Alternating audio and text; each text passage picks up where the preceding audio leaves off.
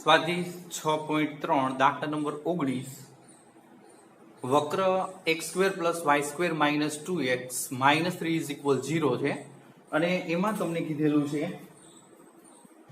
પરના એવા બિંદુ શોધો કે જેમની આગળના સ્પર્શકો x અક્ષને સમાંતર હોય. આપણે બિંદુ શોધવાના છે અને સ્પર્શક છે એ x અક્ષને સમાંતર છે એમ કીધું છે. હવે તો પહેલા આપણે જોઈએ કે ઢાળ તો શોધવો જ પડશે, સ્પર્શકનો ઢાળ.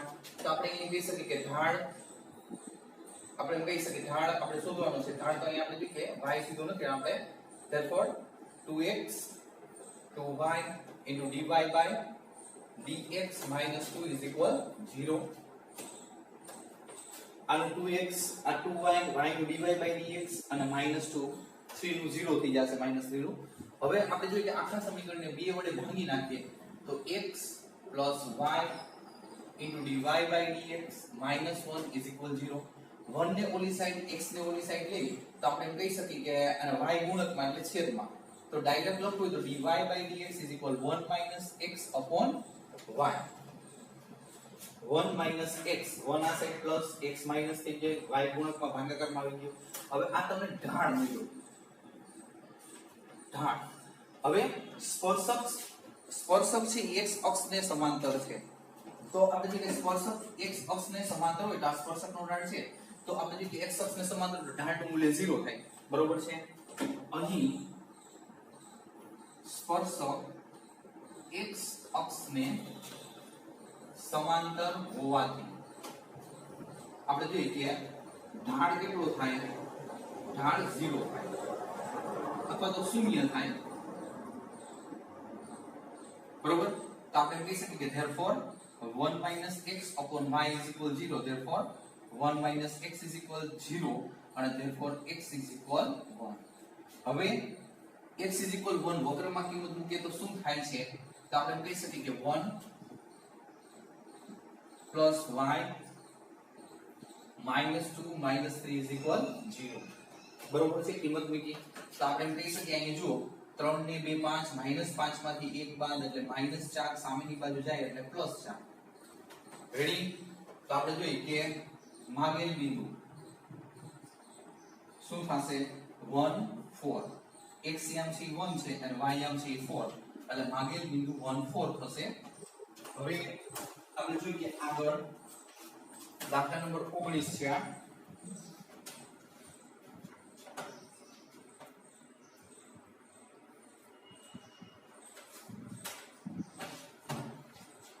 અહીંયા y² છે. સોરી, અહીંયા આપણે જોઈએ કે y² અને આપણે એમ કહી શકીએ કે therefore સ્ક્વેર લખતા ભૂલાઈ ગયું એટલે y = +or -2 થાય. તો આપણે એમ કહી શકીએ કે x = 1 તો માગેલ બિંદુ બરાબર આ x 1 અને એક +2 લઈ અને 1 - 2 થશે. હવે જો કે એના પછી છે 20મો દાખલો.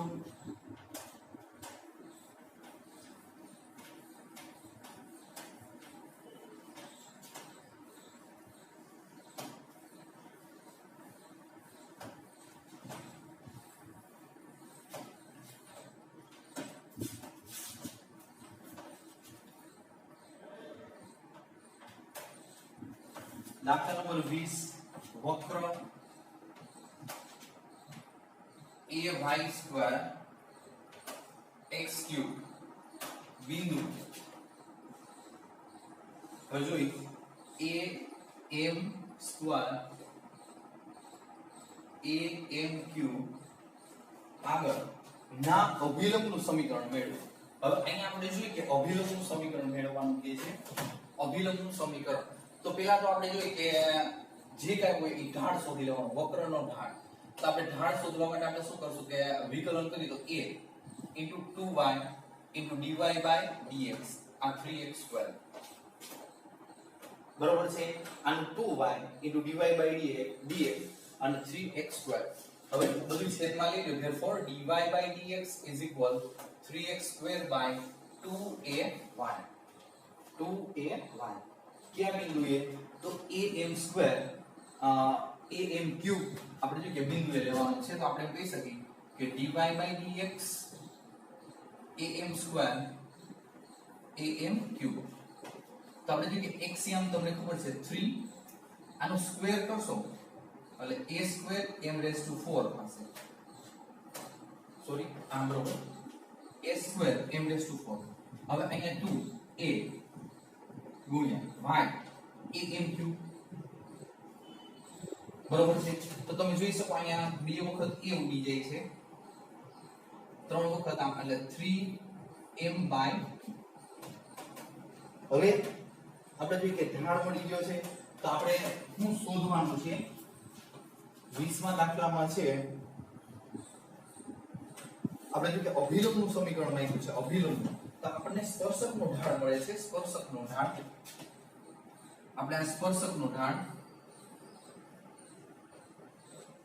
તો અભિલંબનો ઢાળ therefore અભિલંબનો ઢાળ m is equal વ્યસ્ત અને વિરોધી -2/3m બરોબર છે. અભિલંબનું સમીકરણ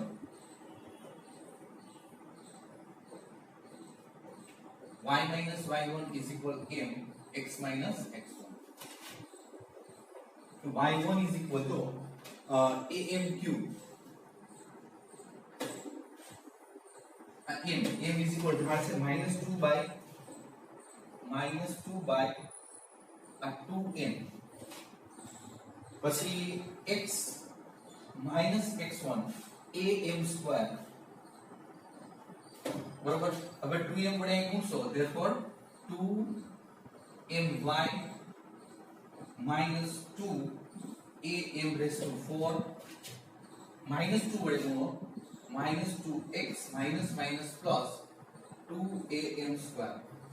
બધું આ સાઈડ લઈ તો પેલા આ બધું લઈ લે 2x plus 2my minus 2a m raised to 4 minus 2am square is equal 0. Answer જોઈ લઈએ આપણે એક વખત. અભિલંબનું સમીકરણ છે 20મો દાખલો છે.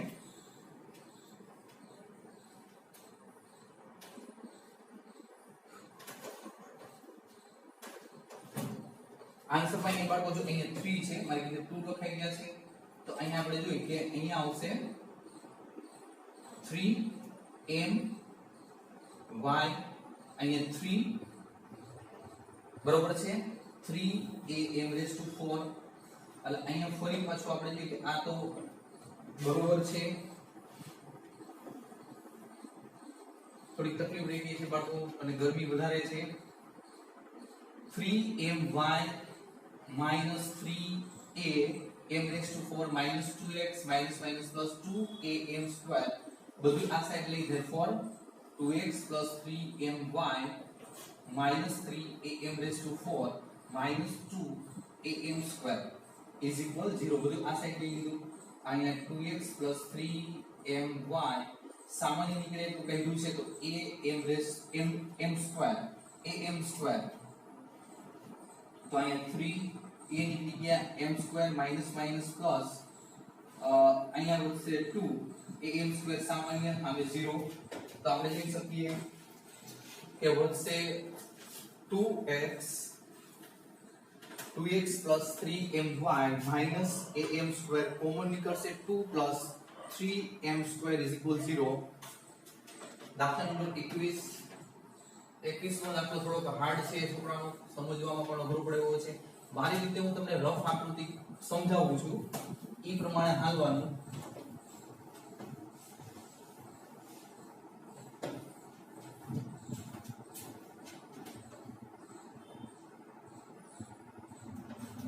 વક્ર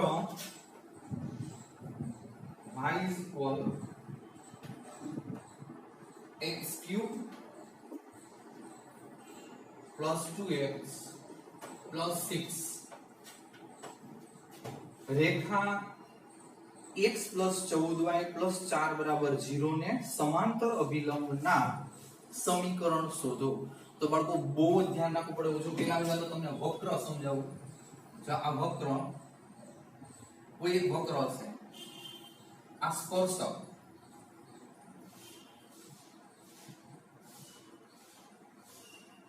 હવે તમને બાળકો આ સ્પર્શ બિંદુ અહીંયા આવશે. હવે અહીંયા તમને શું દીધું છે એક ખાસ સમજો કે વક્ર y x³ + 2x + 6 ને રેખા x + 14y + 4 ને સમાંતર અભિલંબ. હવે આનો સ્પર્શકનો અભિલંબ આ અભિલંબ હોઈ શકે. હવે સ્પર્શકને આપણે જોઈએ કે રેખા છે એ અભિલંબને સમાંતર છે. તો આ જે રેખા તમને આપી છે એ રેખા કઈ તો તમને અહીંયા રકમમાં આપી છે x + 14y + 4 x + 14y + 4 બરાબર 0. ફરીથી આ વક્ર તમને આપ્યો છે એ ને રેખા x + 14y + 4 ને સમાંતર અભિલંબ. જો આ રેખાને સમાંતર અભિલંબ તમારે આમ જરૂર આ સ્પર્શક છે. એટલે આપણે જોઈએ કે રેખાને અભિલંબ છે, રેખાને અભિલંબ આપણે એમ કહીએ કે આ રેખા અને અભિલંબ છે બે સમાંતર થવા જોઈએ ને સમાંતર અભિલંબનું સમીકરણ મેળવો. તો આ તમારે અભિલંબનું સમીકરણ તમારે મેળવવાનું થાય છે. હવે તમારે અભિલંબનું સમીકરણ જોતું હોય તો તમારે અભિલંબનો ઢાળ અને આપણે જોઈએ કે બિંદુ જોઈએ, ઢાળ અને એક બિંદુ જોઈએ. તો જોઈએ કે પેલા આપણે એમ કહી સ્પર્શક તો અભિલંબ છે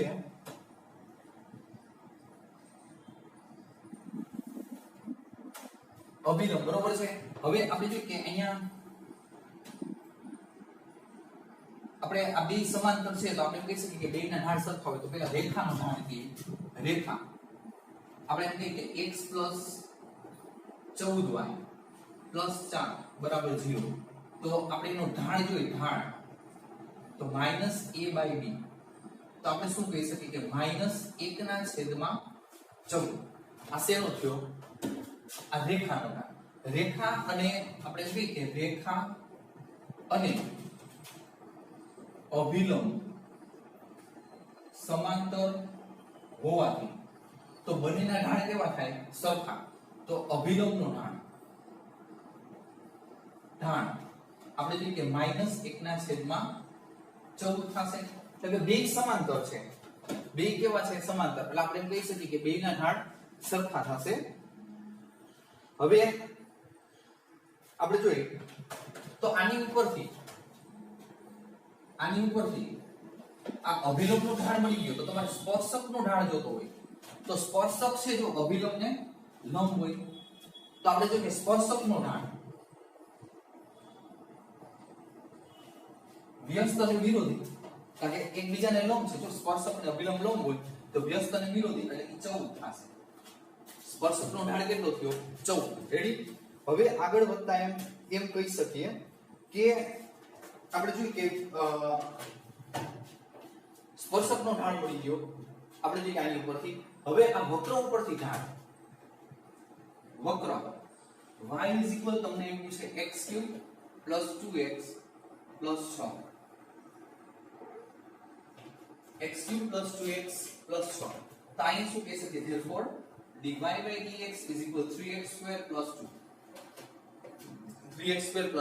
હવે આ સ્પર્શ બિંદુએ સ્પર્શક અને વક્રનો ઢાળ સરખા હોય તો આપણે આને સરખાવી દઈએ. બરોબર છે? therefore 3x² + 2 = 14. બે ઓલી સાઈડ તો therefore 3x² અહીંયા થશે 12. 3 વડે ભાગો 4. તો અહીંયા તમે એમ કહી શકો x = ±2. તો આ ± શું છે? આપણે એમ કહી કે x = 2 હોય ત્યારે x = 2 હોય ત્યારે તો x ની કિંમત તમે 2 મૂકશો તો y તમને કેટલો મળશે? જો 2 મૂકો એટલે 8 આ 4 અને આ 6 બરોબર છે? 6 4 10 ના 18. પછી x = -2 હોય ત્યારે y જો -2 -8 -4 અને +6 તો 8 ને 4 12 તો -6. તો આપણે જોઈએ કે બિંદુ સ્પર્શ બિંદુ ક્યાં તો 2 અને 18 અને -2 અને -6. આ બે સ્પર્શ બિંદુ મળ્યા. હવે તમારે અભિલંબનું સમીકરણ શોધવાની વાત છે. અભિલંબનું સમીકરણ. તો અભિલંબનું સમીકરણ શોધવા માટે હવે આ થોડું છેકવું પડશે, બરોબર છે. અભિલંબનું સમીકરણ તો બાળકો જો અહીંયા અભિલંબનો ઢાળ છે એ 14 આપણને મળ્યો છે, ભૂલાઈ નહીં વળી.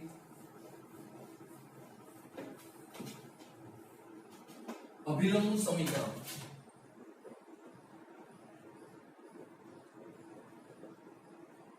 સમીકરણ તેનું બિંદુ આપણે 2 18 લઈ, આ x1 y1 આપણે જોઈએ કે 2 18 અને આપણે જોઈએ કે ઢાળ લગભગ 14 જ હતો. વ્યસ્ત અને વિરોધી કરો.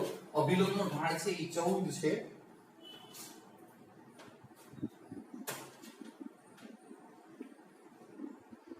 અભિલંબનો ઢાળ -1/14 છે. છોકરાઓ મેં છે કે નહીં કહો તો બરોબર છે. -1/14. તો આપણે જોઈએ કે therefore y - y1 is equal m, x - x1 therefore y - y1 is equal 18 m -1/14 x minus 2 થશે. અહીં 14 વડે ગુણશો એટલે 14y બરોબર છે. અને માઈનસ આપણે જોઈએ કે 18 ગુણ્યા 14 તો આપણે જોઈએ કે 18 ગુણ્યા 14 થશે 252 થાય છે. માઈનસ 252 માઈનસ વડે અહીંયા ગુણશો minus x minus minus plus 2. Ready? હવે બધું આ સાઈડ લેશો એટલે x પ્લસ થઈ જશે પ્લસ 14y અને b આ બાજુ એટલે ઈ માઈનસ થશે, આમાં ઉમેરાશે 254 થઈ જશે, સામે 0. એટલે તમને એક સમીકરણ અભિલંબનું મળ્યું. ઈ જ રીતે આપણે જોઈએ કે x1 y1 is equal, હવે તમારે બીજું બિંદુ -2 -6 લેવાના થાય. -2 -6 અને આપણે જોઈએ કે ઢાળ અભિલંબનો એટલો જ છે m is equal -1/14. હવે ફરી પાછું y - y1 is equal m x - x1 therefore y - y1 is equal -6 minus minus plus થયા m -1/14 x minus minus plus 2. હવે અહીંયા 14 y 14 ચોકુ 56 સોરી 14 છક 84 અને -x -2. હવે આ બાજુ બધું લઈ લી તો શું થશે x 14y બે આ બાજુ લ્યો એટલે 86 અને સામે 0. તો આપણે જોઈએ કે બે અલગ અલગ તમને સમીકરણ આ મળે છે. આપણે જોઈએ કે અભિલંબના બે સમીકરણો x 14y 86. છોકરાઓ આ દાખલો છે 2 થી 3 વખત તમે વ્યવસ્થિત સમજજો. જો વક્રને શું કહેવા માંગે છે કે અભિલંબ છે રેખાને સમાંતર છે તો બેના ઢાળ સરખા હોય, એની ઉપરથી મેં સ્પર્શકનો ઢાળ મેળવ્યો. સ્પર્શકનો ઢાળ મેળવ્યા પછી વક્રને સ્પર્શકનો ઢાળ અહીં સ્પર્શ બિંદુએ સરખા હોય એ સરખાવી અને બિંદુ મેળવ્યો. એ બિંદુ મળી ગયા, વક્ર પરનું બિંદુ મળે પછી આપણે જોઈએ કે અભિલંબનું સમીકરણ મેળવે. બરોબર છે? અભિલંબનું સમીકરણ મેળવે. વ્યાપક બિંદુ મળે છે, અભિલંબનું સમીકરણ મેળવવા બી. એટલે ખાસ ધ્યાન રાખજો. 1 થી 2 વખત વ્યવસ્થિત સમજી લેવાનું, ન સમજે ત્યાં ફોન કરીને પૂછજો. બરોબર? અહીં સુધી રાખીએ.